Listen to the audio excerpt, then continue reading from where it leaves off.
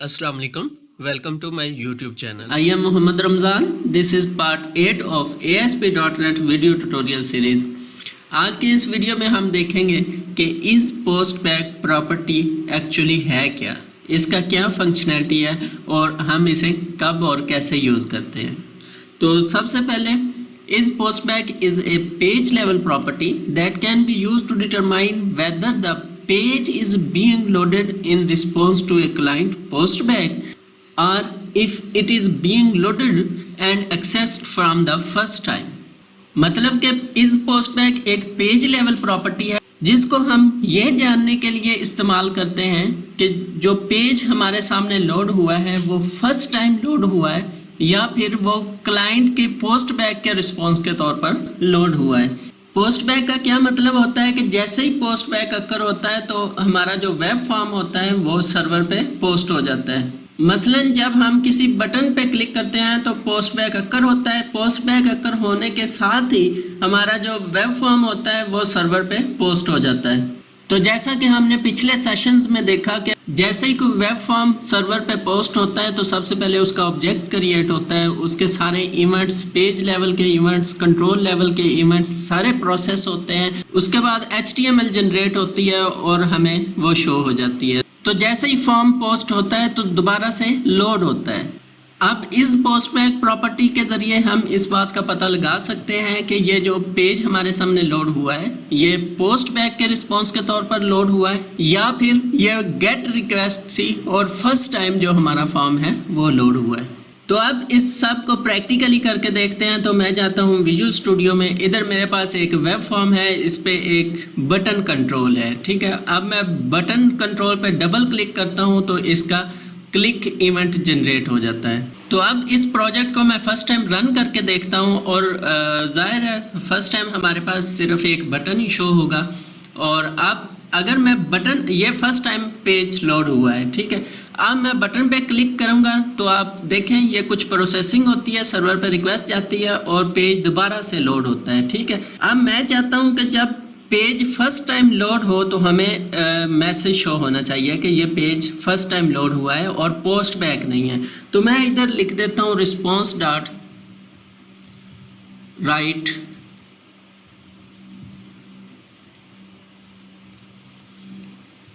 Page is loaded first time, ठीक है। अब मैं इसे रन करता हूँ और देखते हैं हमारे पास क्या रिजल्ट आता है।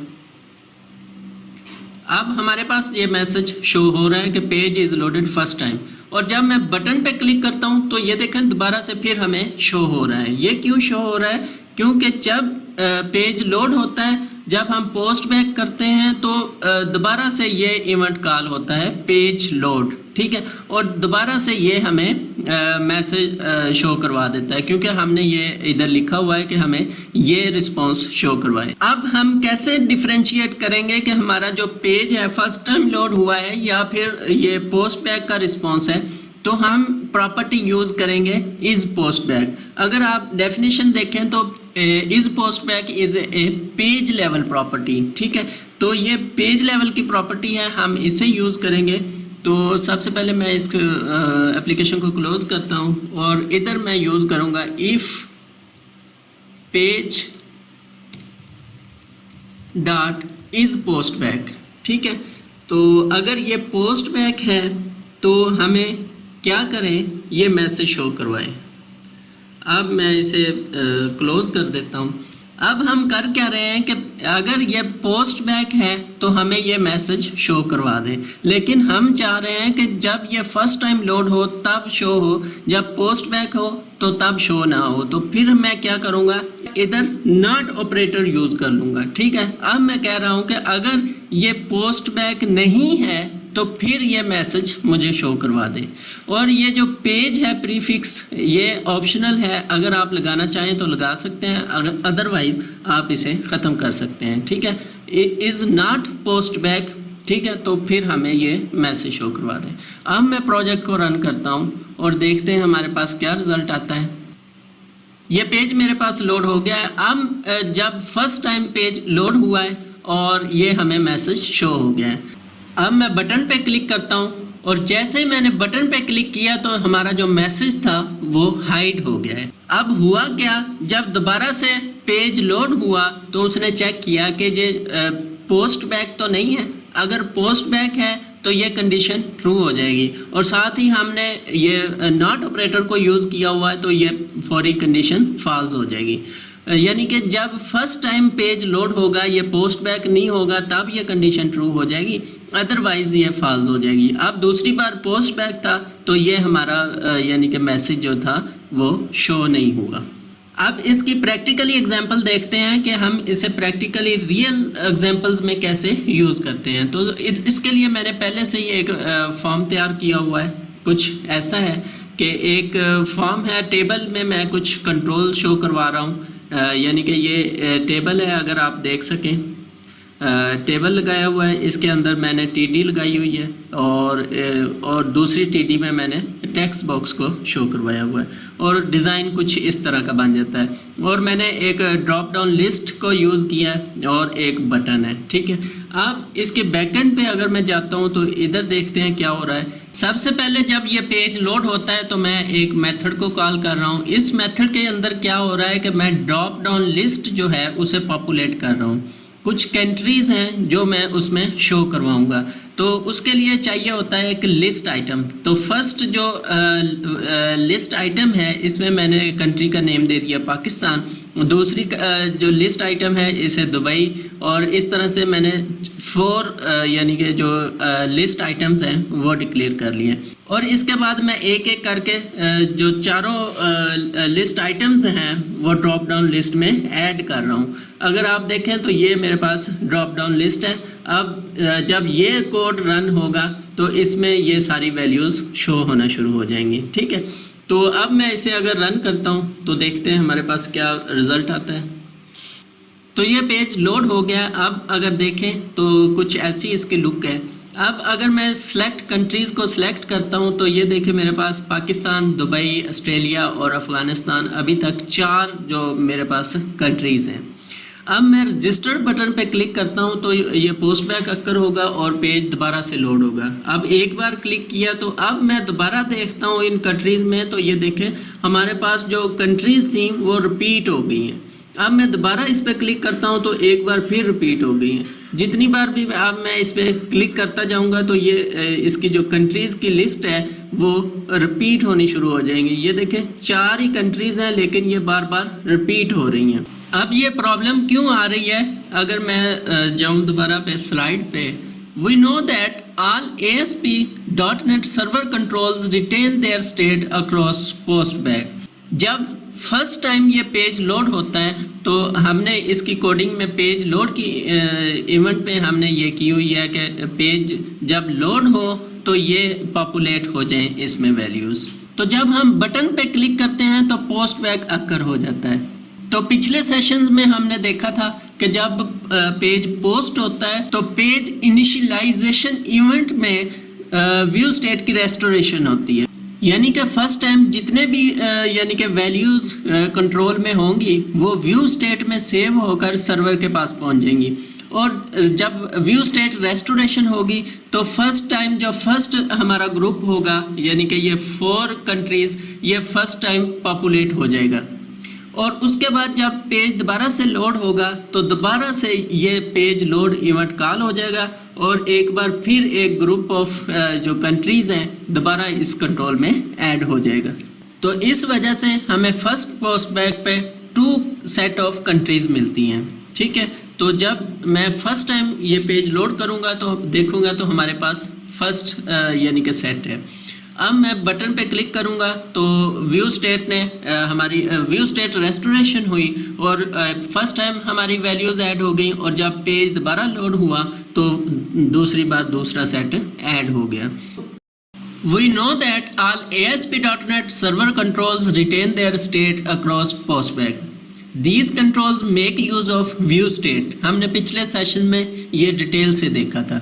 So the first time when the web form load, the countries get correctly added to the drop down list and sent back to the client. Now, when the client clicks the button control and the web form posted back to the server for processing, during the page initialization, view state restoration happens.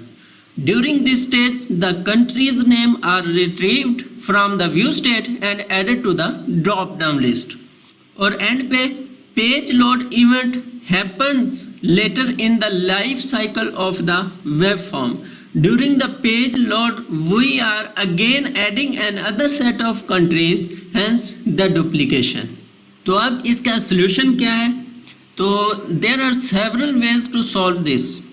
तो सबसे पहले और best solution जो है वो is postback का use है. तो अब मैं दोबारा जाता हूँ विजुअल स्टूडियो में. तो मैं सिंपली इधर क्या करूँगा, मैं इधर कह देता हूँ if not is postback, ठीक है. और मैं इसके अंदर इसको क्लोज कर देता हूँ. और अब अगर मैं इस प्रोजेक्ट को रन करता हूँ तो अब देखते हैं हमारा जो प्रॉब्लम था वो सॉल्व हुआ या नहीं. तो अब फर्स्ट टाइम देखेंगे आप तो इधर आपको सिंगल कंट्रीज भी मिल रही हैं, सिर्फ एक सेट ही है. अब मैं इस बटन पे क्लिक करता हूँ, 1 2 3, आप जितनी बार मर्जी क्लिक करें. और अब जाके मैं देखता हूँ तो मुझे एक ही सेट इधर मिल रहा है. ठीक है, ये किस लिए है? क्योंकि हमने इधर कंडीशन लगा दी हुई है कि अगर पोस्ट बैक हो तो फिर ये पीस ऑफ कोड रन ना हो. अगर फर्स्ट टाइम गेट हो यानी कि रिक्वेस्ट फर्स्ट टाइम हो पेज की, तो फिर एक बार ये सिर्फ कोड रन होगा और हमारी जो वैल्यूज़ हैं वो पॉपुलेट हो जाएंगी. Another way to solve this problem is to simply disable the view state of the drop down list control. ठीक है, अब मैं जाता हूँ दोबारा इधर ड्रॉप डाउन लिस्ट को सिलेक्ट करता हूँ और इधर मुझे इसकी एक प्रॉपर्टी मिल जाएगी इनेबल व्यू स्टेट. तो इनिशियली ये बाय डिफ़ॉल्ट ट्रू होती है. अब अगर मैं इसे फॉल्स कर दूंगा और इधर जाके मैं अपना ये वाला कोड जो है ये रिमूव कर दूंगा तो भी हमारा ये जो सॉल्यूशन है वो वर्क करेगा. ठीक है, तो अब दोबारा मैं रन करता हूँ और अब देखते हैं हमारा जो प्रॉब्लम है वो सॉल्व होता है या नहीं. तो ये देखें अभी सिर्फ एक सेट है. अब मैं रिफ़्रेश करता हूँ और आप देखें जितनी बार मर्जी आप क्लिक कर लें आपको एक बार ही नज़र आएगा. ठीक है, लेकिन इस मेथड के कुछ प्रॉब्लम्स भी हैं. Drop down list does not remember your selection across post back. अब मैं इधर मिसाल के तौर पर क्लिक कर देता हूँ, सिलेक्ट कर लेता हूँ अफ़गानिस्तान, और जब मैं पोस्ट बैक करूँगा यानी कि बटन पे क्लिक करूँगा तो ये इधर देखना क्या चेंजिंग आती है. अब मैंने रजिस्टर बटन पे क्लिक किया तो ये फर्स्ट वन वाला आके सिलेक्ट हो गया क्योंकि हमने इसकी जो व्यू स्टेट है वो फॉल्स कर दी है. अब इसका जो व्यू स्टेट है वो इसकी स्टेट को बरकरार नहीं रखता. ठीक है, तो ये एक बहुत बड़ी प्रॉब्लम है, यानी कि इसकी व्यू स्टेट रिटेन नहीं कर रहा है ये. अब इसका दूसरा प्रॉब्लम क्या है, मैं दोबारा जाता हूँ विजुअल स्टूडियो में और आपको पहले पता ही है कि ड्रॉप डाउन लिस्ट का जो एक टेक्स्ट चेंज इवेंट है. मैं इस पर डबल क्लिक करता हूँ और इसका सिलेक्टेड इंडेक्स चेंज इवेंट जो है वो जनरेट हो गया. और जब मैं इसमें कुछ टाइप कर देता हूँ कि जब इसका टेक्स्ट चेंज हो तो हमें कुछ टेक्स्ट शो हो, तो मैं इधर कर देता हूँ रिस्पॉन्स डॉट राइट और इसमें मैं कुछ टेक्स्ट लिख देता हूँ. ठीक है, तो मैं यही वाला कॉपी करके इधर पेस्ट कर देता हूँ. ठीक है, अब मैं इसको रन करता हूँ.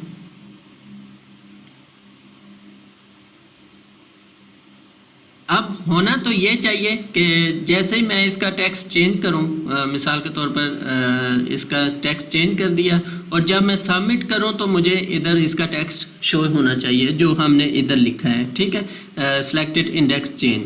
और जब मैं इस पे बटन पे क्लिक करता हूं तो ये हमें शो नहीं करवाया क्योंकि इसका जो सिलेक्टेड इंडेक्स चेंज इवेंट है वो फाइंड नहीं हुआ. हमने पिछले सेशंस में पढ़ा था कि कंट्रोल लेवल जो इवेंट्स हैं ये 3 तरह के होते हैं. Post back events, cached event.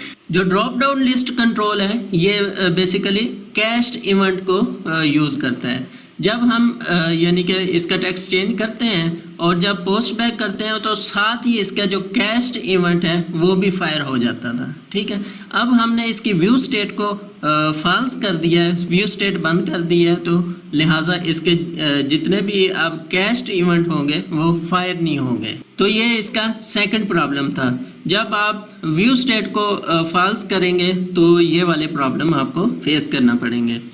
तो another way to solve this is to clear all the drop down list items before calling populate countries in DDL method, ठीक है।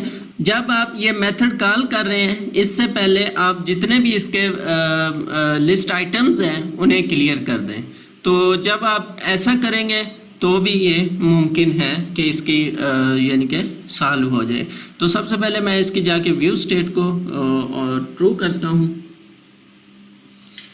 तो अब ट्रू कर दी है। अब मैं इसकी कोडिंग में जाके पहले क्या करता हूँ कि हमारा जो ये कंट्रोल है इसका नेम है DDL कंट्रीज़, ठीक है। तो DDL कंट्रीज़ डॉट आइटम्स, ठीक है, डॉट क्लियर, ठीक है।